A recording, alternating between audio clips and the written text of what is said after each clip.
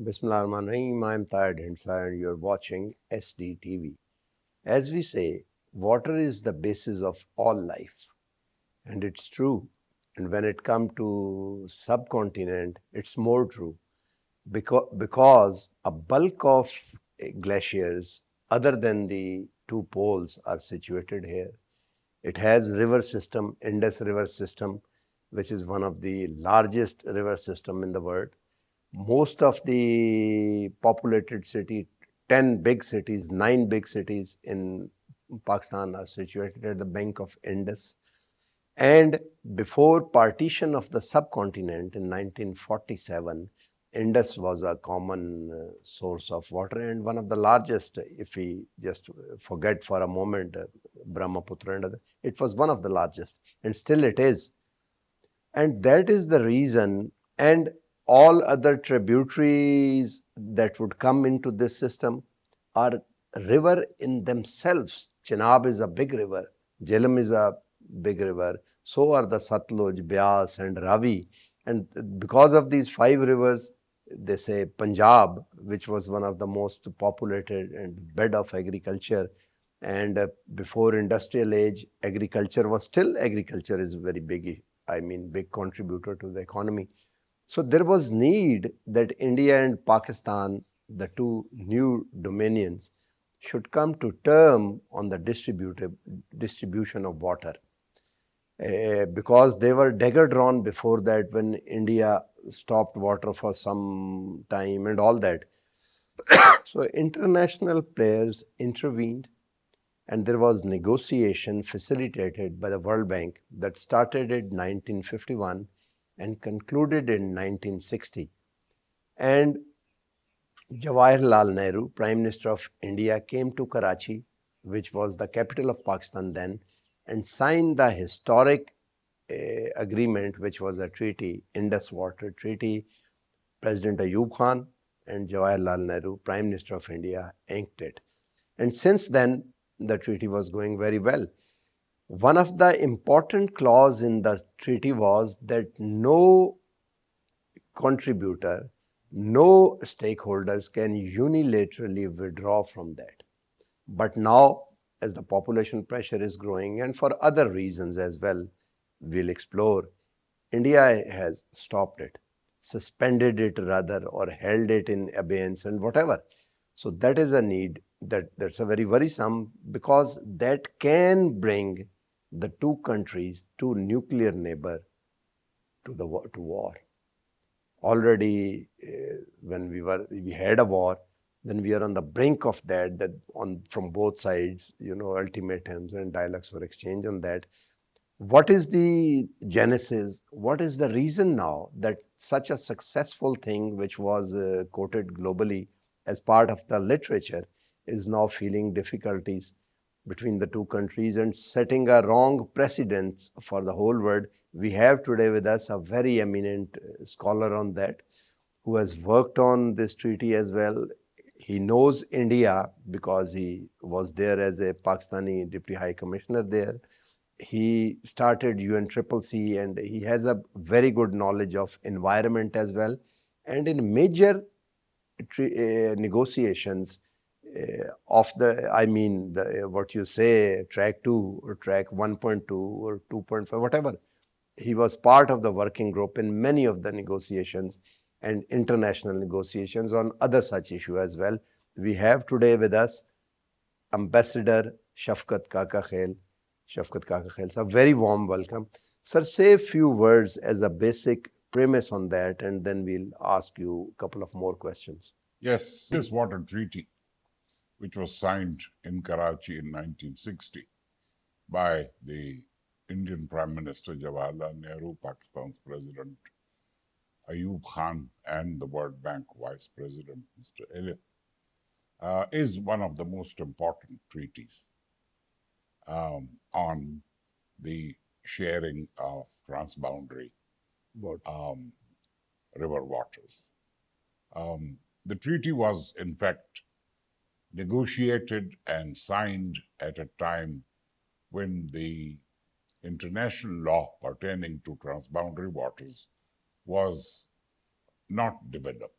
And in fact, the treaty has contributed to the development of water law, the global water law, which culminated in the form of the United Nations Watercourse Convention of 1997.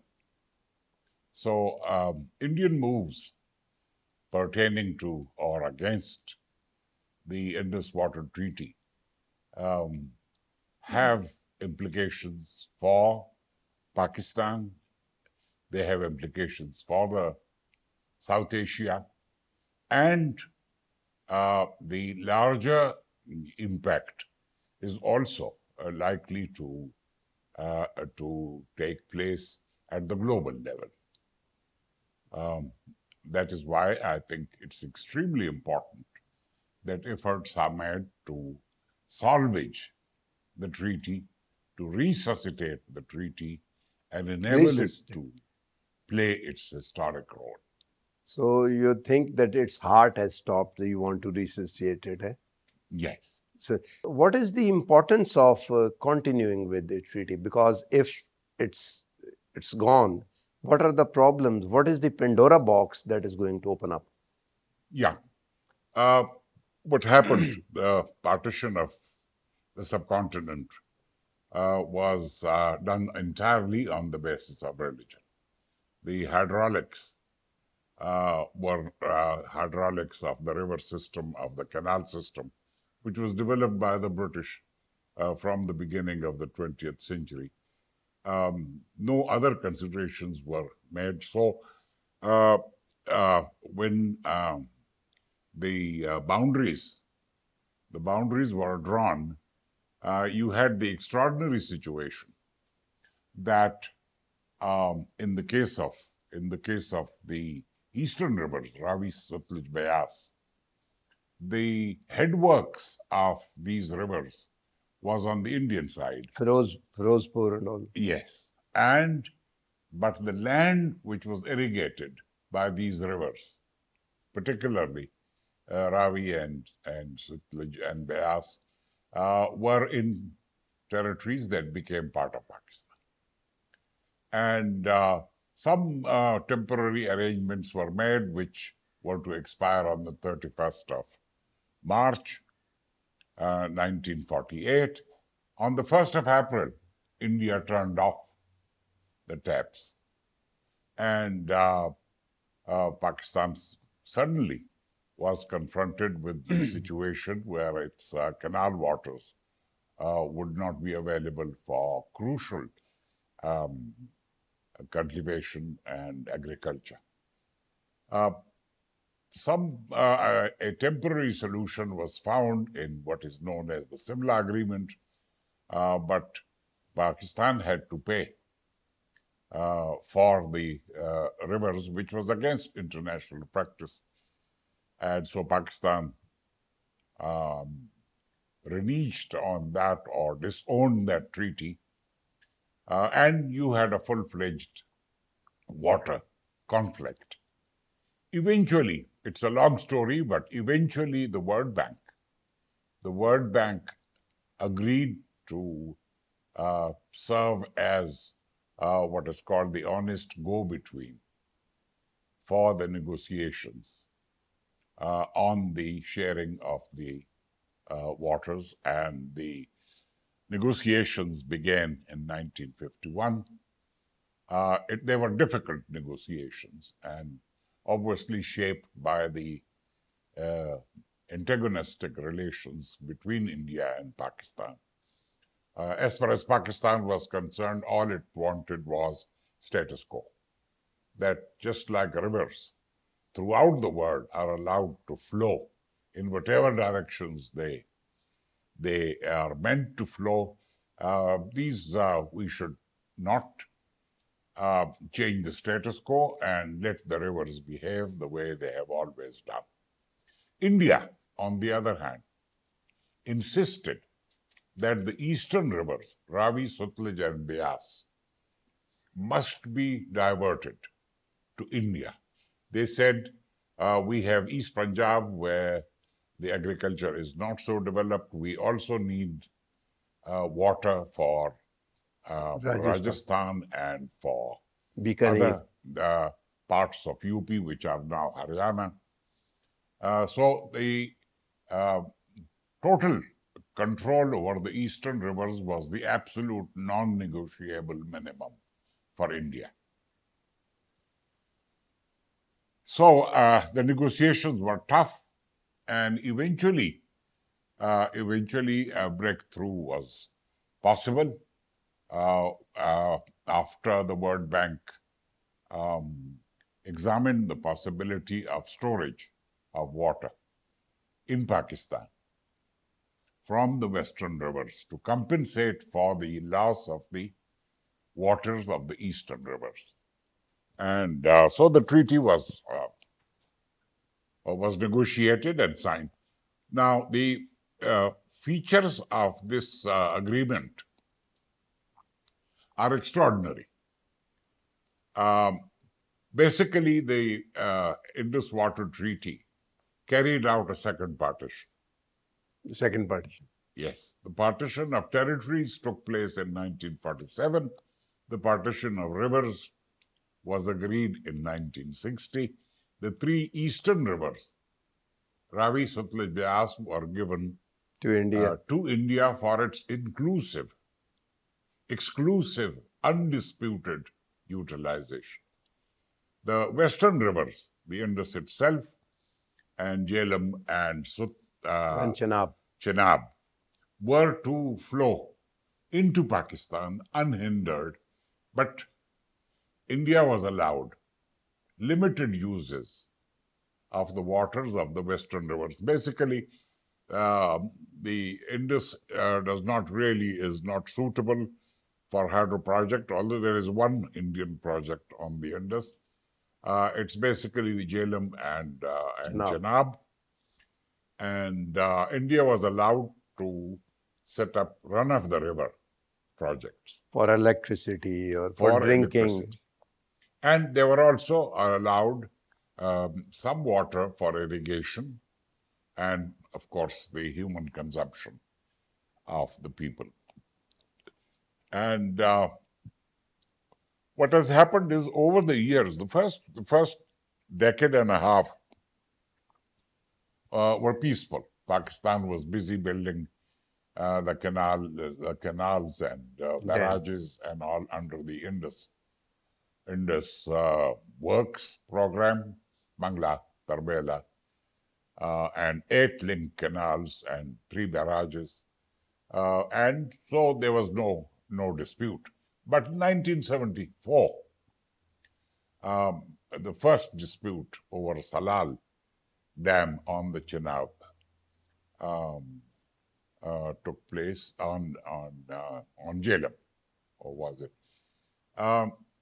Since then, the Indus Water Commission, which is the main institution for promoting the implementation of the treaty and for promoting cooperation between India and Pakistan on water issues, the only job it has done in these 6.5 decades has been the approval or consideration of Indian hydropower projects. As if the treaty was meant to enable India to build hydropower plants on the western rivers, and there was no other. The treaty provided for exchange of data on river flows to help with the flood management. That has happened. There have been 1 or 2 occasions when India failed to provide the data in real time, but otherwise it was okay. But Article 7 of the treaty, which was extremely important, provided for future cooperation. That has never been touched. And so far, we've had 3 major disputes. One was settled, the Salal Dam, bilaterally. The other, Baglihar, there was a neutral expert. These are the three methods of settlement of disputes. What is the third one? Bilateral. The second is an eminent engineer designated by the World Bank with the approval of India and Pakistan. That is neutral expert. And third is the Court of Arbitration, which is a part of the Permanent Court of Justice, the International Hague. Court of Justice Hague. in The Hague.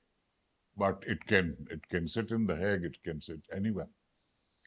And this what happened? This neutral expert is a person, or it should be a body, the engineer? A person. It's always a person. It was Monsieur Lafette for the Baglehar, and it is now Michel Lino, who's the head of the World Commission on Large Dams. Right. It's an international NGO, a very respected man. And there is a professor, American professor, who has been nominated as head of the Court of Arbitration. So everything was okay. But 2013, there was a dam on the Jhelum, Kishan Ganga, went to the Court of Arbitration. And the Court of Arbitration, in fact, in 2013, gave its verdict allowing India to build the dam, but make a number of design changes in order to address Pakistani concerns. Of water? Yes. What India did was, they carried out half of those changes and did not fully do the implement. rest. So Pakistan naturally was observing, and Pakistan went back to the World Bank in 2016 and asked for a court of arbitration. India said Pakistan's concerns are technical, so a neutral expert should be appointed. The World Bank did nothing for almost until 2022, and asked the two countries, look, you've taken diametrically opposite positions. One is asking for neutral expert, the other is asking for court of arbitration. Let's you decide which of the option. But the two countries, because of their poor relations, could not decide. In 2022, all of a sudden, the World Bank said, we are going to accept the demands of both sides. So a professor of law was asked to chair a court of arbitration. And as I said, Michel Lino was asked to serve as the neutral expert, and both were asked to start their work. India decided to boycott the court of arbitration. Pakistan said, we will cooperate with every process that is established to resolve issues, because we are interested in resolving the issue. Eventually, the Court of Arbitration has been in existence. India has even walked out of the neutral expert after more recent developments. The more recent developments, the most important is in January 2023, 25th of January, India, through the Indian Indus Commissioner, in a communication with his Pakistani counterpart, said, we want intergovernmental negotiations to carry out modification in the Indus Waters Treaty. There is a possibility of that. But the two countries have to negotiate separate agreements, and they have to be ratified. Otherwise, you cannot amend the Indus Waters Treaty. You cannot leave the Indus Waters Treaty. There is no provision for voluntary retirement from the treaty. And so basically we were stuck. But in August 2024, India again unilaterally, without any notice, said, we will not allow any more meetings of the Indus Commission. The Indus Commission, under the treaty, meets once every year, and more often if needed. But it hasn't met since 2022. 22. Yes. So we basically, and again, Pakistan was hoping that the Court of Arbitration will come up with something, the neutral expert will come up with some solution. But you had the Pahalgam terrorist outrage, which Pakistan immediately condemned in the strongest words possible. And this happened on the 22nd of April, 2025. One day later, the Indian Foreign Secretary, Vikram Misri, announced a raft of measures, a number of 4 or 5 steps. And the first one was that the Indus Water Treaty will be held in abeyance. Is there any difference in holding it in abeyance or suspending it? Holding in abeyance is not a legal term. It is a rhetoric. It is a flourish of rhetoric. It's political. There is the law of nations. Have they stopped the flow of water since then? No, because you cannot stop the flow of rivers, and rivers as mighty as the Chenab, as the Jhelum, as the Indus. But have they tried to do something where their flow become erratic? They fill up their ponds and whatever holding capacity they have, release it when you don't need it. As I mentioned, the and stop it when you need it. As I said, the Indus Water Treaty allows India to build run-of-the-river projects. The difference between run-of-the-river and normal projects, hydropower projects, is that the normal projects requires large storage because they also serve as dual purpose. Irrigation. They provide irrigation. The run-of-the-river is only for power generation. So you need, it is called the small amount of water. Pond. Is called pond or pondage. So again, the pondage, the water naturally needs to be taken out. It gets so for that, the Indus Water Treaty has a whole system. In different months, the projects, they can de-silt the water and make fresh, induct fresh water. What India did last year was it sort of behaved in an erratic manner and released the water, the old used water when it was not needed, and started drawing water when it was needed in Pakistan. So there was a lot of inconvenience for Pakistani, uncertainty for Pakistan. That's a mischief. It is absolute act of mischief. And but what basically what we have is a stalemate. Now, the suspension virtual, in practical terms, the Indus Water Treaty has been suspended. The suspension of the treaty creates a problem of uncertainty for Pakistani farmers.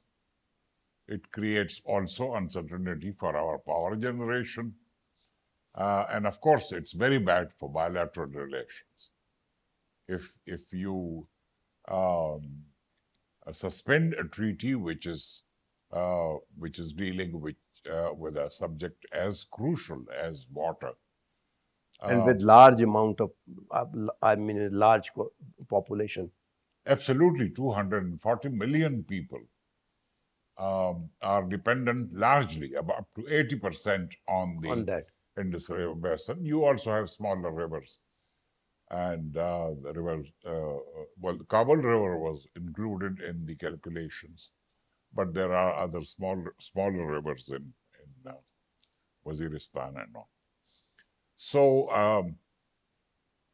for the subcontinent, it is a setback because India is the lower riparian for Nepal. But Nepal being a smaller country, India has been deciding on the sites of hydropower projects and all. Bhutan is critically dependent on India. Bangladesh It's a lower riparian. is a Farkha lower Barrage. riparian. I have seen those files. Farkha Barrage when Bangladesh was Pakistan and they were negotiating on that. Absolutely.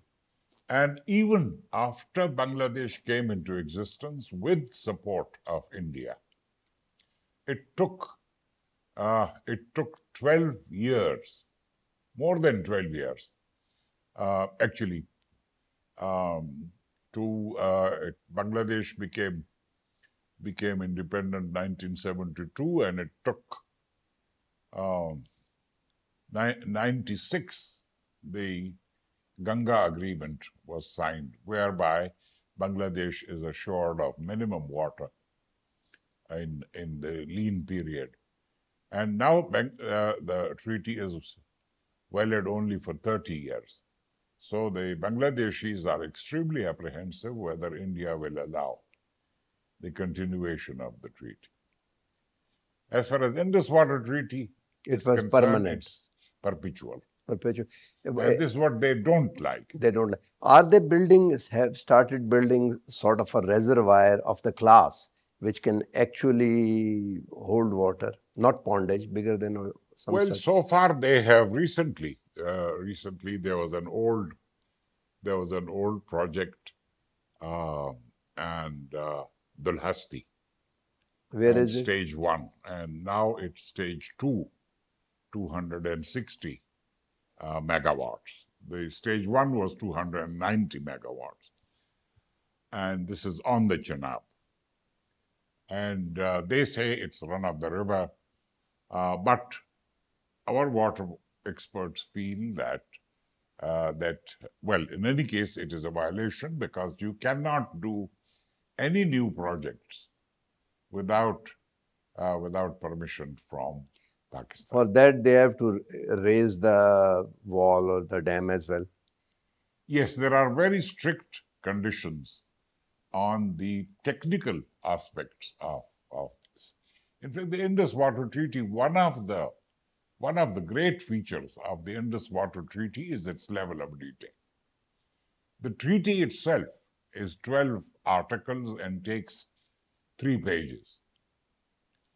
But the annexures are huge. There are about 12 from A to H, and they run into 120 pages each. So that makes the Indus Water Treaty the most voluminous agreements in history. And so in the subcontinent, there will be uncertainty. There will be uncertainty. The Nepalis will feel uncomfortable. The Bangladeshis are already worried. Just for the understanding of the viewers, when we call something a pond, what is the roughly size? Because these dams, Tarbela and Mangla, they are both 7 million acre feet.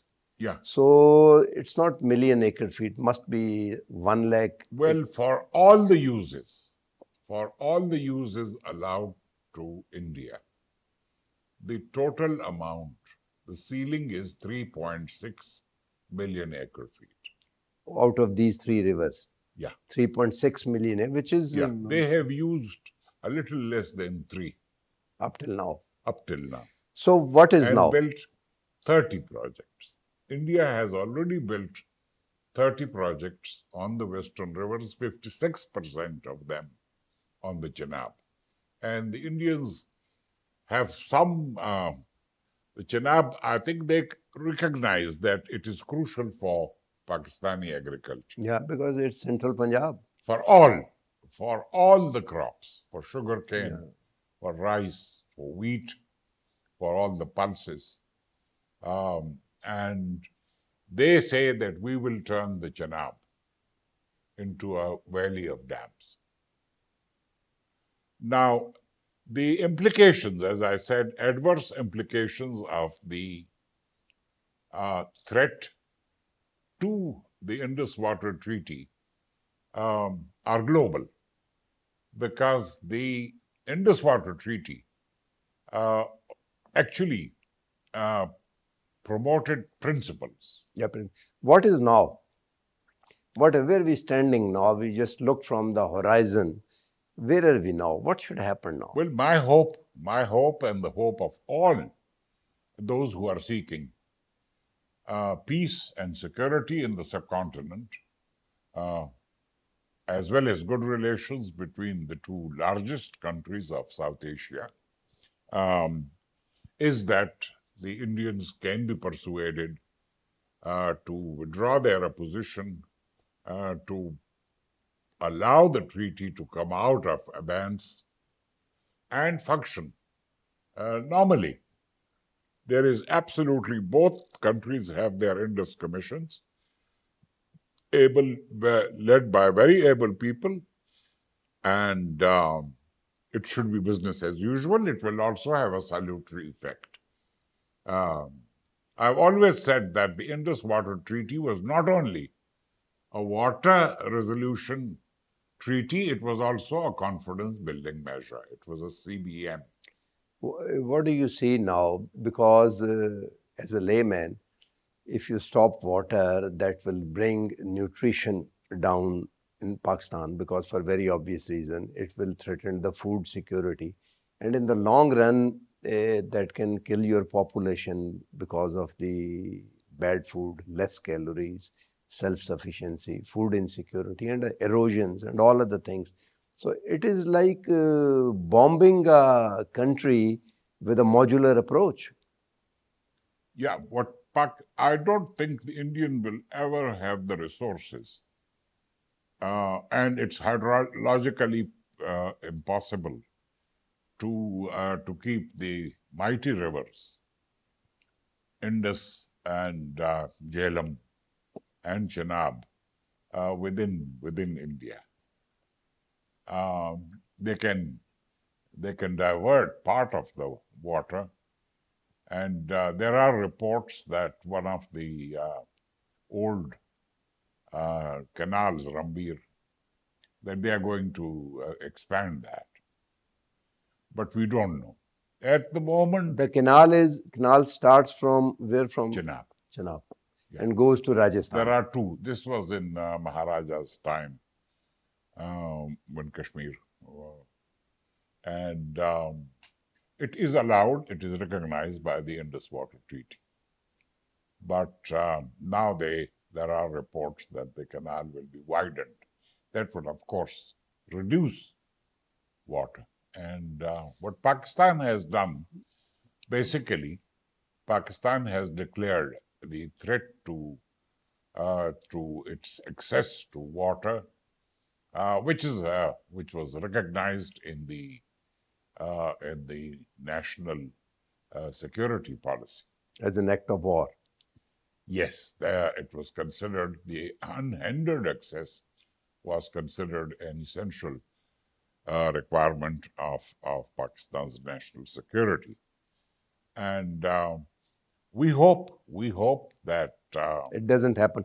Towards the fag end of this program, just one or two one-liner or two lines as a way of advice to Pakistan, to at the helm of affair. How should they navigate this complex well, basically, geography? Pakistan has already been doing what it could, which is to raise the issue in all world forums. Other than that, what we have to do internally, we have to maximize the water use efficiency.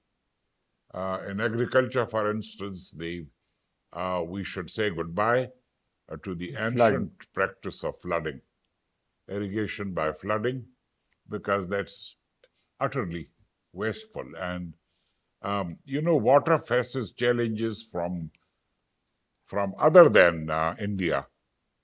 We have the two main sources of water in Pakistan, and in fact in the subcontinent, are the glaciers and the monsoons. Now, climate change threatens both. It threatens to expedite the erosion of the glaciers, and it threatens to make the monsoons erratic, too early or too late, too much or too little.